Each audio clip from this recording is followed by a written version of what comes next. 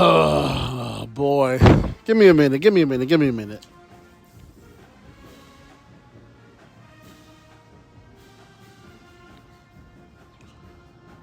What just happened?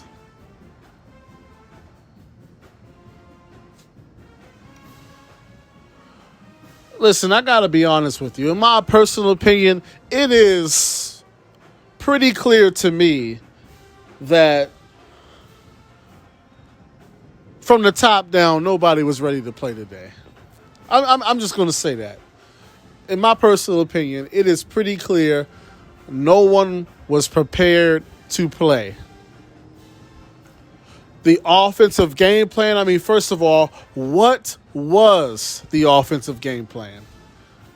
You're playing a team that has given up 1,000 rushing yards in 4 games, and you come out in the first quarter, the first half really, pass happy. Half the time you're in an empty set, and most of the time, your most productive back you don't even have in the game when you do decide to run the ball. So clearly, I don't even think we had an offensive game plan, i.e., from the top down, not ready to play. Now, when it comes to Amir Jenkins, this young brother is talented. This young brother has height. He has size. He has arm strength. But I'm not, and maybe it's something going on in his personal life. I don't know. What I do know is this. There have been way too many turnovers. Way too many. Way too many turnovers. Way too many interceptions in the red zone. Way too many bobbled snaps, fumbled snaps. Way too many. And let me just say this. It is not illegal for the quarterback to run the ball. The rules do allow for quarterbacks to run the ball. They do. And the reason I'm saying that is because, and this is at this point, this is the 5th game. And so for 5 straight games, it looks as if he is trying not to run the ball when things break down, when nobody's open, when a lane opens up. There have been far too many times to count when it's clear, hey, tuck it and run it. I don't know what it is, but it appears as if he has no interest in scrambling with the football at all. That's just how it looks. Once again, the young brother, he's young, he's talented, he has a bright future, but he's in a rough patch right now. Once again, I don't know if there's something going on in his life personally, but you can't refuse to tuck the ball and run it and throw interceptions at opportune times. And then on top of that, now you can't handle the snap. This is just too many issues all at once. Too many issues all at once right now. You won't run with the ball, and you won't take care of the ball. It's honestly looking like the confidence is gone at this point, honestly. And the reason I say that is very simple. There were multiple instances in the game, like 2-point conversions and red zone possessions, where you have to put the ball in play.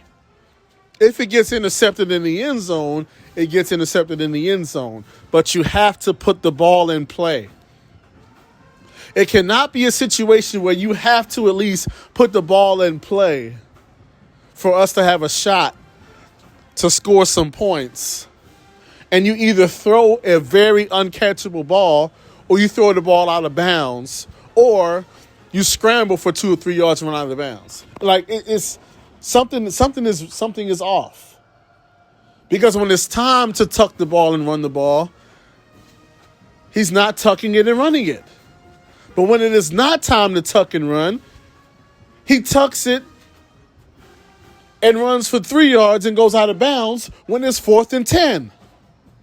Or, like, I don't understand. When it's time to throw the ball away because we're in scoring range, he doesn't throw it away. And a lot of times it's a turnover. But when we have to get the ball in play in the end zone, that's when he throws it. I don't. And once again, this is a talented young man with a bright future ahead of him. I don't know what's going on, but he's clearly struggling right now. But once again, a lot of this could have been mitigated by the coaching staff. Because I'm going to ask you this again. What was the offensive game plan? What was it? You got a team that is giving up 250 rushing yards a game, 40 points a game. And you have a quarterback that has been struggling lately, which is why you benched him briefly in the last game. But your plan is to come out in an empty set in the first half. What? And then when you do decide to hand it off, you don't hand it off to the first 100-yard rusher that we've had in the last 2 years? What? Explain that to me. Please.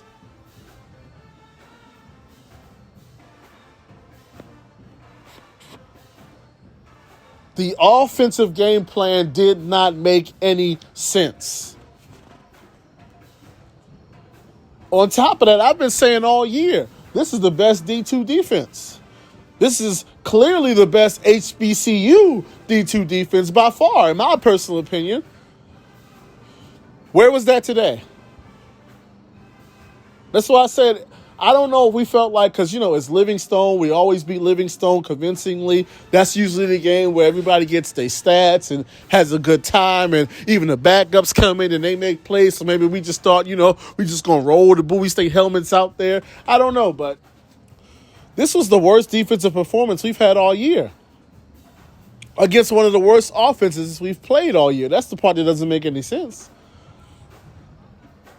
I mean, there were guys open all day long. I mean, wide open in the secondary. This is not a prolific passing offense at all, but guys were wide open. Guys were having their career day against us today, even towards the end of the game, where it was about 2 minutes left, and we forced them a 4 and out. We forced them a turnover on downs. We didn't even force the turnover. The guy was wide open. He just didn't catch the ball. Otherwise, they would have put 40 on us. They could have easily scored 40 points on us. Easily. Like I said, from the top down, no execution, not ready to play, not locked in. This was an embarrassment. And all I can say is, look, we better snap out of it quick, because next week we got Virginia State at home for homecoming. It's going to be 2,500 people in that stadium. And if we show up against Virginia State, how we showed up today, listen, it's going to get ugly. Next week is not the time to lay an egg, especially now. And it's sad because things were lining up perfectly for us. Union had lost to Fayetteville, so we were at the time we were undefeated in conference play. We had Virginia State, which is a tough opponent, but we had them at home for homecoming. If we could win homecoming and beat Union at Union, which I honestly believe we can do because I'm not impressed by Union at all, we were going straight to Salem. But at this point, the only way to make it to Salem is to win out. That's just what it is. If we're going to make it to Salem, we have to win every game from here on out. Every single one. Have to beat Virginia State at home. Have to beat Union on the road. Have to beat Bluefield, which, I mean, come on now. Have to beat Lincoln. And let me tell you, this is not the same old Lincoln. I'm going to be real with you. Lincoln probably has the best quarterback in the CIAA right now. And they have capable wide receivers. Lincoln can score the ball. So if we roll out there to Lincoln thinking, oh, it's just Lincoln, it's going to be the same result we got today. Remember, last year we finished 6-4. Lost multiple conference games for the first time in years. If we don't wake up, it's going to be the same thing this year. And at that point, we got to have a conversation. Is the Bowie State era over? Is the run of dominance over? Depending on how this season plays out, we're going to have to start to have that conversation. Because remember last year, lose to Chowan, lose to Union, lose to Shaw. That's 3 conference losses. Coming off of 3 straight championships. We were putting up 60 and 70 points on people going undefeated. Now we come back this year. What do? We done lost to Livingstone. Still got Virginia State. Still got Virginia Union. Still got Lincoln.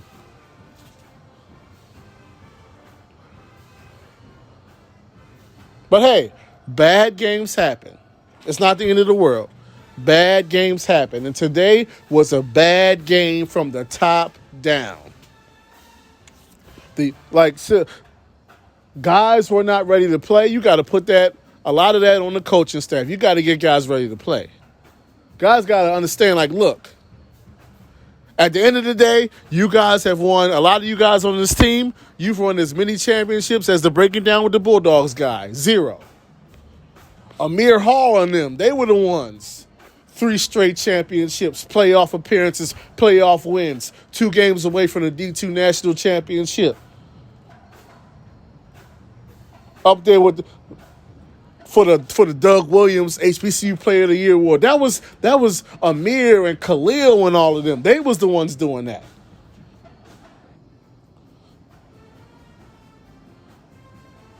Now you have an opportunity to continue that, and we all want you to continue that, but you actually have to go out there and do it.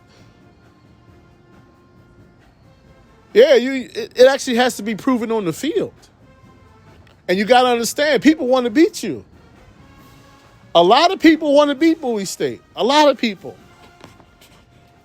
You don't think they remember? They remember 2018, 2019, 2021. They remember them 40-point whoopings, them 50-point, they remember them games? Yeah. I'm going to tell you right now, they looking at us like it's sweet now. That's how they looking at us. Shaw got us last year. Union got us last year. Livingstone got us this year. St. Aug's could have got us last week if we keeping it real. I guarantee you, Virginia State thinking, oh yeah, we going up in the Bowie for homecoming. We going shop. We going return the favor. We going to ruin their homecoming. Virginia State thinking they're going to get us this year. I'm telling you. Union thinking they're going to beat us back to back. They like, well, look, last year we beat them up there in Bowie. They're going to come down to Union. We're going to beat them again. And I'm telling you right now, Lincoln thinks they can beat us. Lincoln is prepared. Lincoln is ready to, I'm trying to tell you. So the era don't have to be over. It don't have to be over. But you got to understand, man, just rolling up with your Bulldog helmet, and no, that ain't it no more. You're going to have to play. You're going to have to play. That's just what it is. It's the same thing that's going on in the SWAC with Jackson State. Jackson State was beating up on everybody, running up the score. It's some teams in the SWAC thinking, okay, Jackson State's still good, but listen, it's time to get our lick back. It's a couple of schools looking at Jackson like, I think we can take them this year. Just like it's a couple of schools looking at Bowie State thinking, hey, we can take them this year. They think, hey, yeah, we lost to Amir Hall and them and Khalil and all. Yeah, we did, but they ain't there no more. But yeah, man, this was just nobody was ready to play, in my personal opinion. The game plan made no sense. The defense looked the worst it's looked all year. The passing game was, I don't even know how to. It didn't make any sense whatsoever. When it's time to scramble out the pocket and do that, just didn't do that. When it's time to put the ball in play to see if we can score, didn't do that. It just, it's, man. And I don't understand. It is very clear who the most productive running back has been this season. It's clear. It's not even debatable. So it's like, what are we doing? But yeah, man. Even when I was a student at Bowie State and we was winning 4 or 5, sometimes 6 games a year, even then, we still always beat Livingstone. I can't, man. Man.